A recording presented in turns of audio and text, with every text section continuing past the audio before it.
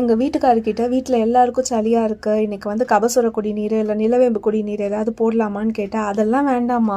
இன்னைக்கு நண்டு சூப் வச்சு குடிக்கலாம் அப்படின்ட்டு எனக்கு வேலையே 1க்கு 2 மடங்கா இழுத்து விட்டாரு. ஃபர்ஸ்ட் நண்டு குழம்புக்கு சின்ன வெங்காயம் 2 கைப்பிடி, ஒரு 10 பல்லு பூண்டு, அதுக்கப்புறம் 2 கை நிறைய தக்காளி.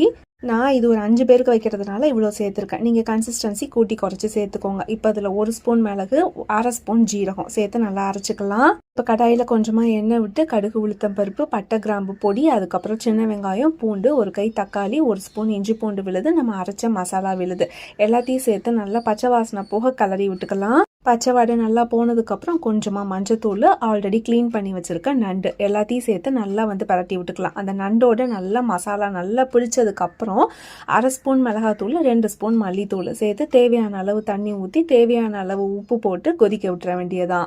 சைட் பை சைடு நண்டு சூப்புக்கு ஒரு கிண்ணத்துல தேவையான அளவு தண்ணி வச்சு 1 கை பெரிய வெங்காயம், 1 கை தக்காளி, நண்டோட கால், நம்ம அரைச்ச மசாலா விழுது, கொஞ்சமாக புதினா, கொஞ்சமாக கொத்தமல்லி எல்லாத்தையும் நல்லா கிளறி விட்டுட்டு கொஞ்சமாக மஞ்சத்தூள், தேவையான அளவு உப்பு போட்டு அடுப்பில் கொதிக்க விட்டுற வேண்டியதான். அவ்வளோதான், நண்டு சூப்பு ரெடி. சில பேர் தேங்காய் சேர்க்குறவங்க சேர்ப்பாங்க, அது உங்கள் ஆப்ஷனல் தான். உங்களுக்கு தேவைன்னா சேர்த்துக்கோங்க.